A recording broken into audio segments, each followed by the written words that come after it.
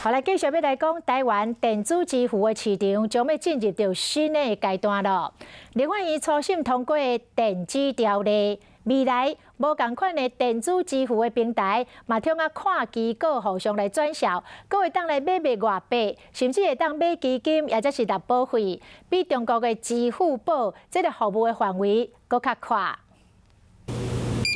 甲饭店的人买餐券，有人会用手机啊，用电子付款。伫电子条例过关后，民众就会使伫电子支付平台买餐券。那如果在营运2年或3年之后，也有可能就是让它可以到达一半一半，这是我们期望的。以往上款总是这个配、迄个配，真侪付款的方式，互人无傻傻。电子条例实施了后，跨平台整合。 不管是倒一种配，拢会使纳钱。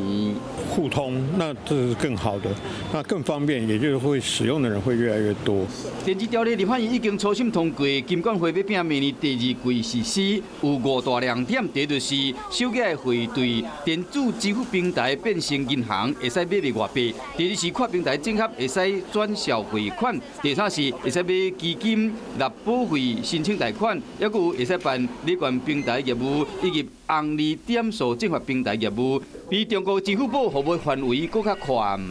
带动他们可能更愿意来使用电子支付的意愿，对消费者可能会有感的一个转变。电子支付业者真乐观，不过嘛希望讲相关的法规爱对时代行，减少实务上的运用困难，生意人甲民众才有这个意愿加入这个非经济行列。